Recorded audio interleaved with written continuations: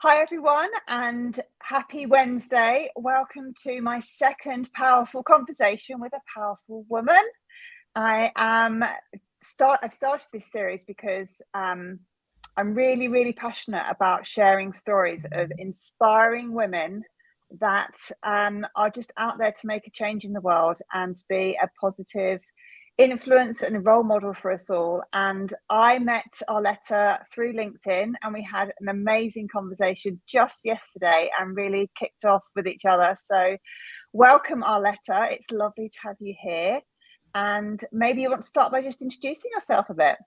Well, hello, everybody out there. My name is Arletta Allen, and I'm absolutely ecstatic to be here with you, Claire. Thank you so much for the invitation. And just a little bit about myself. I'm a professional speaker. I've also done the TEDx speaker platform. I have traveled all over the U.S., inspiring, uplifting, and encouraging women from all walks of life. I have 5 sons. I'm a mom, big time. And Yeah. I also teach people how to transition from trauma in life to triumph in life. And so that is my mission. I'm actually on a mission to help as many women as possible to defy the odds in their lives. Because many of us were born with the odds stacked against us, but I'm a living witness that when you actually push through and you persevere and you take ownership of your journey, that you can absolutely achieve anything. So thank you so much for having me here. Yeah, my pleasure. I mean, it's just even that intro is inspiring, and you can just see the inspiration oozing out of you, which is like really cool. But tell me, because obviously, if you're helping people through trauma, there must be a difficult story that sits behind that. So, are you open to sharing, what you feel comfortable sharing of that story with us? Oh, absolutely. I think one of the biggest ways of opening the door for healing as women is to be truthful upfront about where it hurt. And I think that most times as women, we try so hard to build up walls to try to protect ourselves from those things ever occurring again that sometimes we oftentimes get stuck. And so I'm a woman that has faced off with so many different traumatic events in my life. But I will say this, just as of late, just this past week, Monday, I celebrated, not really celebrating, I should say I acknowledged the anniversary of the loss of my business. Mm-hmm. And this happened only a year ago where I completely lost everything. I had invested over $140,000 into a business which represented my culture from Yazoo City, Mississippi, which is, of course, in the USA. And it has like Southern style culture and food. And where I was living in up north was not accustomed to that type of food. So I wanted to bring diversity and culture to the region in which I was living. And in a matter of months, only after being open for months, my building caught on fire, which was not my building. I did not own the building. I only leased the building. So the insurance payout and everything went to the owner of the building. And I walked away with nothing but debt and devastation and a broken heart. Because, see, I'm a woman that also comes from the background of poverty. I come from nothing. And in other words, my mother was just like almost like a magician in the kitchen because she could always take a whole lot of nothing and make a whole lot of something out of it. And that's the tradition that I brought to that restaurant. It was supposed to be a legacy for my mother. And so because of that, I shared all of our amazing recipes, and I inspired people by going live each and every day to tell them the different types of foods I had made on social media. And so I had invested basically my heart and soul into this business. And in a matter of moments, all of that was shattered. I went from thinking I had it figured out to all of a sudden I have nothing. I'm holding nothing in my hands. And so that devastation took me to a place of darkness, which once again was traumatic for me, even to the point of comprehending or thinking on suicide. And the reason why is because I had literally invested the livelihood of my family. Every dollar and cent that I had, I put into the restaurant. And because it was just under that year mark where most restaurants, you don't see a return on your investment in that first year, I hadn't seen a return. I was actually further in debt than I was ahead. And so it shattered me. And I thought to myself, okay, you can't afford to take care of your family. You can't afford to make sure bills are paid. How are you going to keep a roof over your head? I'm thinking about the fact I'm going to lose my own home. I mean, and just devastation all around me at that point. I could not see my way through. And it took for a friend who recalled that before I became a restaurant owner, that I was a motivational speaker. And she said, you've got to get back to your purpose. You've got to own your power once again, because the person that you are suffering from the pain of this, that's not who you are, because your circumstances do not define who you are. And she says, Arletta, I'm going to need you to get up. I'm going to need you to get up from where you are. And she says, you know, I got an event taking place in Los Cabos, Mexico in a couple of weeks if you want to come there and get your feet back wet. But she was offering all these things. So I said that to say this. Sometimes in life, we as women we have to support each other. We have to build each other up, because had she not reached for me in that very dark, deep place, I would have sat there and possibly wilted away and even have chosen the latter of taking my own life, because I couldn't see my way out. And so this is what the type of events that my life has been like literally made up of since I was a little girl. Like one traumatic event after the other. If it wasn't for my father and his abusive tendencies, and that's why I advocate today for domestic violence awareness. And it's because I watched my father daily beat my mother. And when he was not beating her, he was beating us. And he did some like unthinkable things. And I'm not talking about like sexual violence. I'm talking about just harmful, violent nature. I mean, setting us in corners, making me stand up all night in a corner with my nose buried because I'm afraid to leave the corner. And he tells me not to move. But then if I'm there all night and I'm afraid to move, I'm not going to the restroom either. So I would stand and sleep in a corner and wake up soaked in my own feces and my own urine. And these are memories that I have as a child, traumatizing memories that remind me of the fact that although you would like to believe that we're all accustomed to having this healthy life, there are so many people out there that show up in spaces pretending to be something else and pretending like they're okay, literally masking to be in the workplace, masking to show up for you, and their world is falling apart behind the scenes. I carried these traumas with me. And because I carried them for so long, they became damaging until it was almost like a meltdown. It took completely for me to just begin to unpack the emotional baggage that was attached to me. And so because I endured my own battle, it also enhanced the compassion and the love that I have for other people who may have suffered through that type of trauma. I look at women who suffer through childhood trauma.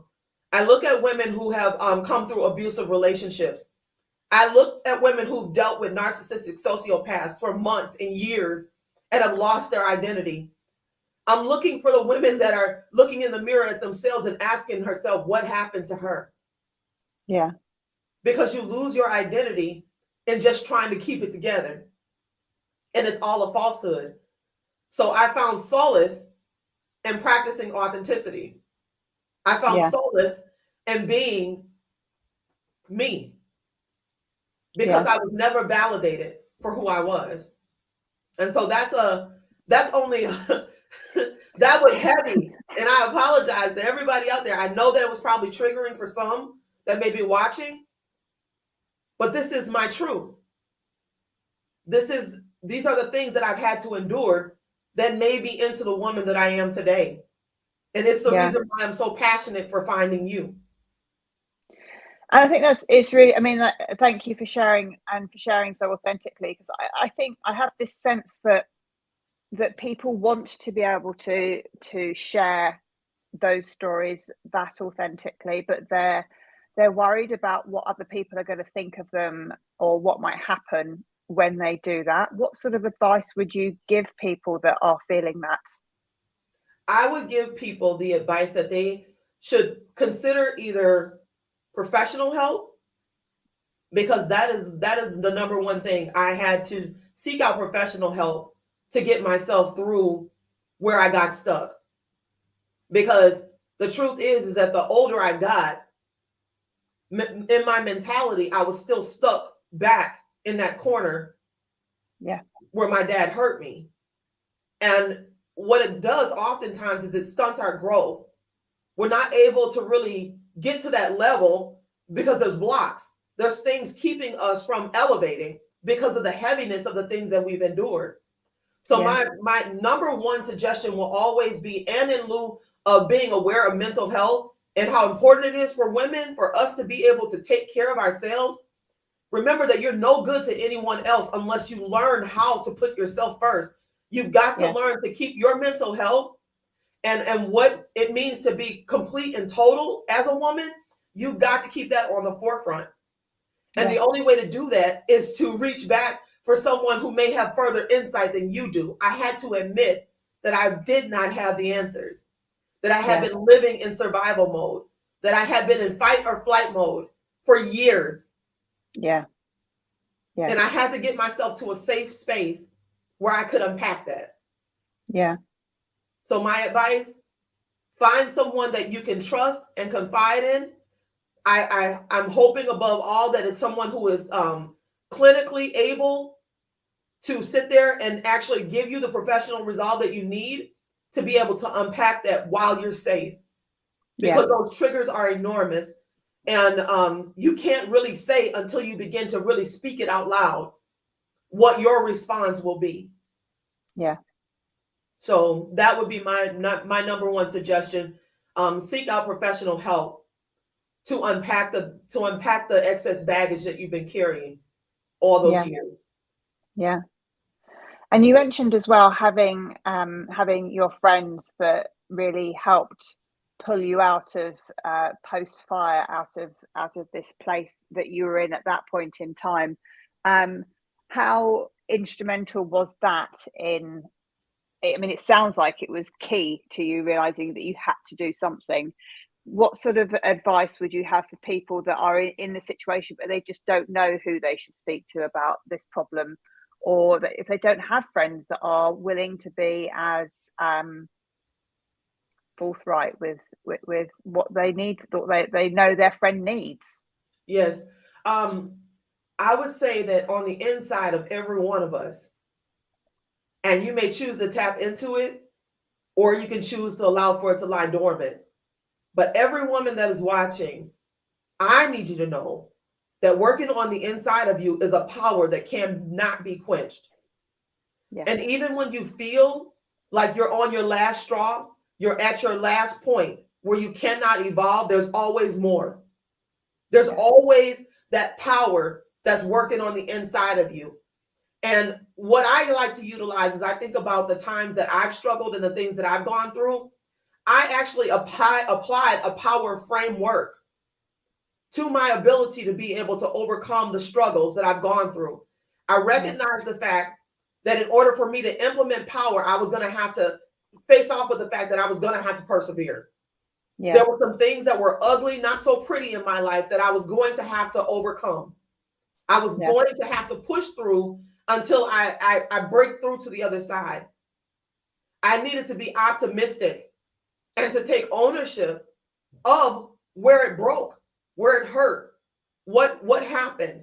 And the only way that you can do that is by laying all your cards out on the table, being unashamed, no matter how deep it is. Because I'm telling you, beyond a restaurant, beyond childhood trauma, I also prostituted at the age of 15 for survival. So to have to come to terms with all of that, I spent the bulk of my childhood in normative conformity. And for you, those of you who may not be familiar with what normative conformity is where you're willing to do just about anything to feel a sense of belonging. I grew up in a predominantly white area where no one looked like me. And so I was convinced that there was something wrong with me because I didn't look like the people around me. And because of that, I was willing to deny myself in order to try to fit in with them, whatever it was, just to have them welcome me to sit down at a table with them meant that much to me. I was willing to try to dress like them. I was willing to try to talk like them. I was willing to try to do something with my kinky hair to try to make it represent theirs. That wasn't possible, just so you know. It wasn't possible for me to take my kinky coil and turn it into their hair, because theirs were more likely bone straight. It just wasn't happening for me. But lesson learned at a young age is that I was willing to do just about anything just to feel validated, to feel appreciated, and to feel loved. Yeah. In that moment where I struggled to get up off the ground after the tragic loss of my restaurant, that friend that tapped into me, she was only a piece of the story. She was a piece of the story. And yes, what it did is it triggered a memory. It reminded me of who I am. And sometimes people will come along on this journey. It could be me and Claire right now talking to you that reminds you of the power that you house. It reminds you of the strength and the courage that you have working on the inside that maybe you've allowed to lie dormant. Maybe you're sitting in a situation right now where you've got to make some tough decisions. Recognize that you must persevere. Recognize that you must take ownership, and recognize the fact that it's going to take work. Yeah. You're going to have to invest your energy in the right places, and you're going to have to be resilient, because all of us get knocked down. But it's not about how many times you get knocked down. It's about how you come back swinging, baby. You gotta get back up, because somebody out there needs you. I got up from every knockdown because somebody out here needs me. There's somebody waiting to hear my story. There's somebody else who needs to hear that if I can get back up from all of that, they for sure can get back up from the fall they just took. Yeah. And I think that's what's really inspirational. I mean, I feel so grateful listening to your story that I haven't endured any of those traumas that you've been through, and you know, I wouldn't wish them upon anybody. But I see you there, and the passion and your inner power coming through. And I know that we all have that in us. I know that I have it in me, and I'm still uncovering it. And I know there are so many women out there who have compromised so many areas of their lives, that are running around pleasing others and doing all of these roles and things that they believe they have to do. And they're denying their power. They're denying the real impact and change they can have on the world to make this world a better place. So I mean, this is something that should be stirring something in all women out there. We're all amazing, wonderful, beautiful humans. Yes. And I'm a strong believer also that none of us arrive alone. That along on your journey, you're going to meet someone somewhere that is going to ignite something in you that is going to carry you the rest of the way. Yeah. We don't do it on our own. There were people that met me along the way, like the friend I described, that pulled me out the pit when I had gotten my warm and fuzzy blanket and started hanging up pictures on the walls in the bottomless pit. She told me to unpack. That's not where you belong. Yeah. That's not who you are. And sometimes our circumstances will attempt to define us. And I'm here to tell you, that's not who you are. There's something so powerful working on the inside of you. And the only request I would have is that you tap in. You tap in, and not just for the betterment of yourself, but for the betterment of those that are waiting on you to get up. Yeah. Yeah. And I agree. I think life throws us events, life throws us people, and from all of those opportunities, we learn something, and there's something to take away from everything that we do. And all of those opportunities together make us into stronger, greater people. But often we just don't give ourselves the time and the space to be ourselves. Yes. Space to explore what is within and what really fulfills us from within. Yes. And a lot of times it's because someone else has defined that for us. Yeah. And we as women, we are like so notorious for putting everyone and everything in front of us. It's almost like we're born with this innate ability to put ourselves in first place. Many of us call it something other than what it is. We'll call it nurturing. You know, my children need me, and so I'm always going to do what my children need or what I feel is best for them, but I'm going to run myself ragged in the process. Yeah. I'm going to be submissive to my husband in every way, which I have no problem with a woman choosing to be submissive to her husband. Absolutely not. But not at the risk of losing yourself. Yeah. Because you're an individual. Yeah. And what's unique about you, he does not bring to the world. She does not bring to the world. You actually bring that. Only you have the ability to add that piece of salt to the earth. Yeah. They can't do it for you. Yeah. And so I believe that as women, it's so important that we take the time to really get to the bottom of who we are authentically. Yeah. Because if you never learn to actually know who you are authentically, it makes it almost impossible for you to reach the pinnacle, to reach that place in life that you're striving to get to. Yeah. It just doesn't work. It doesn't feel, it doesn't feel right. No, it doesn't. And then plus it's almost like you're waking up every day lying to yourself. Yeah. Yeah. You're lying because you're wrong around it. You're not really being who you are. You're showing up being who you think people want you to be. Yeah. And that's a horrible place to live. And I know this because I've lived it. Yeah. And I think we all have an element of that in us. We all have something in our lives where we're probably living inauthentically. And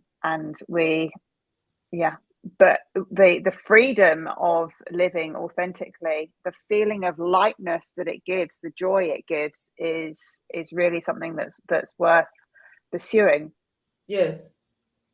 Yes, I agree. Yeah. And I guess that's where things kind of took that turn for me, is that I learned to celebrate me. I'm talking about wounds, scars, flaws, and all. Yeah. When I recognized that there was something unique, a unique quality about me.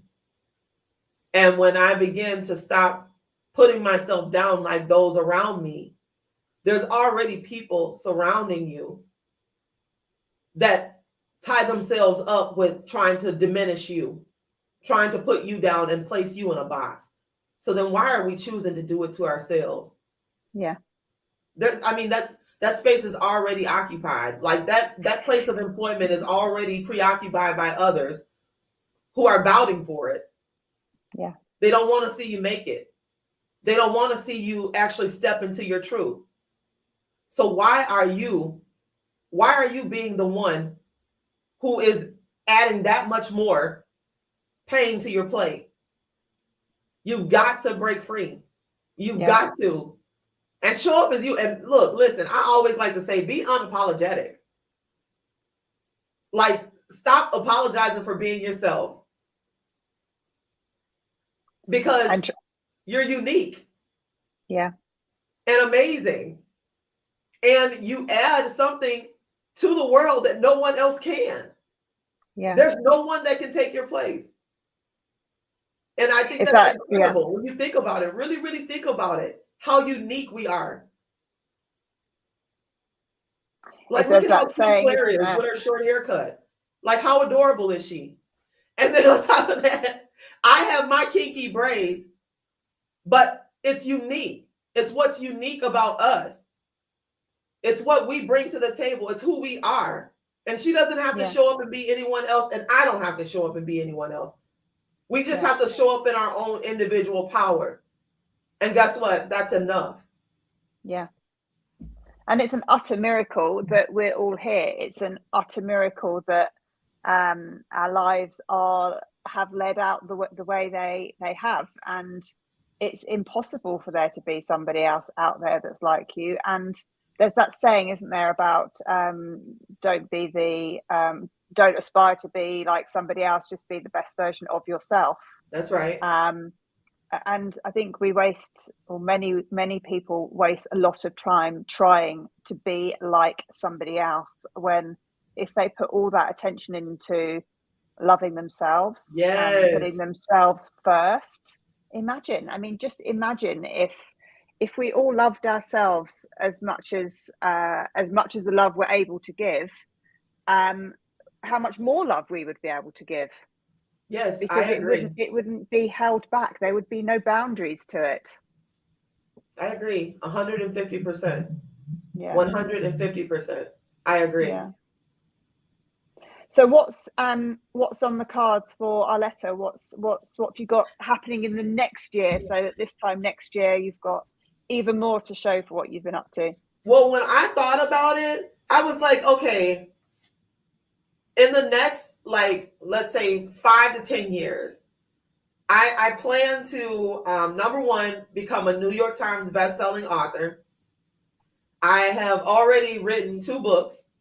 And so my plan is to take the book that's coming out in mid-November, and it's called Defying the Odds, Transitioning from Trauma to Triumph. It is like, it gets down to the nitty-gritty, and it tells my whole story. So not bits and pieces of me, but the places where I broke, but then also it's going to shine a light on who I am today and how I became her. And so I want to get that story out there, and I want to charge people with knowing how to make the transition just like I did. We all have our own path, but there's always that commonality there. How did they do it? If I did, you can too. I also plan to continue my mission of helping others who have suffered through their traumatic experiences. So I want to find more stages. I want to get to many more who advocate for like domestic violence awareness. I want to find those that focus on women and the support of women and the elevation of women. I have to do my homework and find the more positions where I can stand on stages and be able to share my story and encourage other women. So that's definitely on my list of things to do. Exciting. And also, I plan to walk fully in my purpose unapologetically. Love because it. I know who I am. There's no stopping me. Yeah. I'm going to take that one on as well. Unapologetically. Yes. I love that. Really, really love that. Yes. Because we got to change the world. That's what we're here to do. And we change the world by adding value to others. So I want to know how can I serve? What is it about me that can add value to your organization or add value to you as an individual, as a person? What can I do to help? Yeah. And so I want to spend the next 5, 10 years, 15, 20, 30, until it's time for me to go home. Yeah. I want to spend my life loving on people and helping people to elevate in their personal lives and professional lives. Yeah. So one of the questions I had was to ask you if there's a motto that you live by, and I imagine you're going to have maybe that's too much pressure to put on, but I imagine you have a really good motto to live by. You kind of alluded to a few things that you might live by. See, now this is the crazy part. I do not live by a motto. Okay. I don't.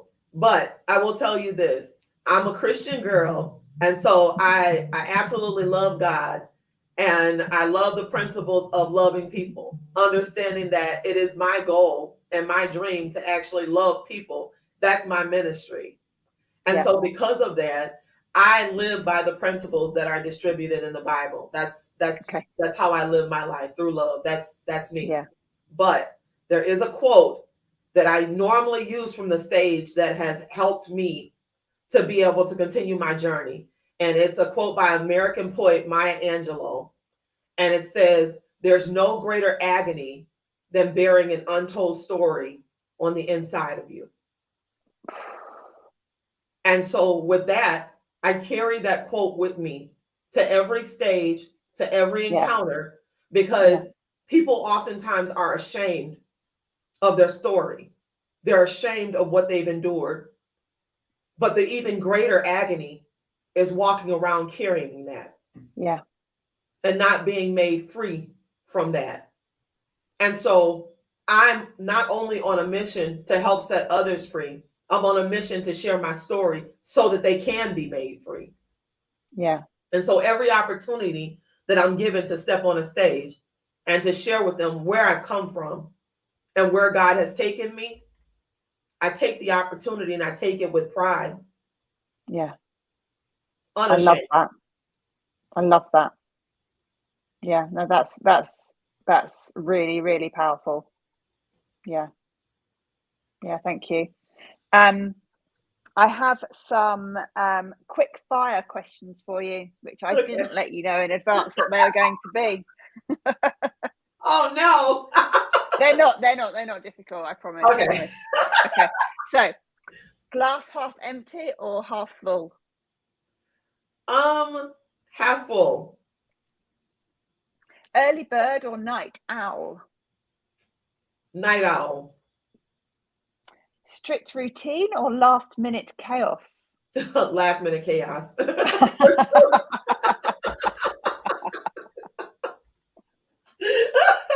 That one I didn't even have to think about because that happens to me all the time.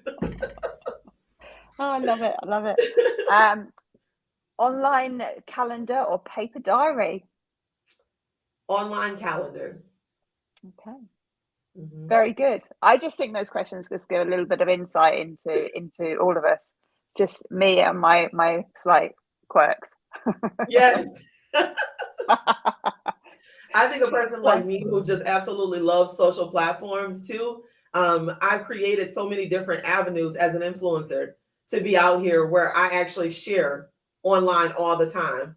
So it's just, it's easier for me to post online and just be out here and say, hey, this is what's going on. And this is how, it happened. And I'm very open and very authentic, and people gravitate towards that. And it gives me joy to be able to share those pieces with people. Yeah. And you're so easy to talk to. It's a complete and utter joy to talk to you. So thank you. I'm very pleased to have met you, and very pleased that you said that you would join me today as well. Is there anything else, any words of wisdoms that you would like to finish with? Well, I would like to just once again be more of an encouragement to, in particular, the women out there that are watching. I want you to know that you're not defined by your circumstances, not even the ones that you are presently standing in. You'll always be defined by how well you navigate through them, how well you get to the other side. And when it comes to platforms like these, I want to be the one who encourages you to take that next step. And when you feel like you have nothing left, there's always a bit more working on the inside. I dare you to reach down and grab it and take one more step, because that one more step could very well be the pinnacle. It could be the thing that sets you apart from here on out. And I don't want you to get so close and not take the leap. So I'm here to encourage you in that, whatever it may be, take the leap. And for the first time in your life, choose you. Because above all else, without you, there is nothing else. Yeah. Choose you. Yeah. Choose you. Love it. Yeah, that's really powerful. Well, thank you so much for joining me, Arletta. It's been a complete pleasure. I hope the audience have enjoyed it. And maybe we'll talk again soon. Yes, that sounds amazing. Thank you so much for having me here. My pleasure.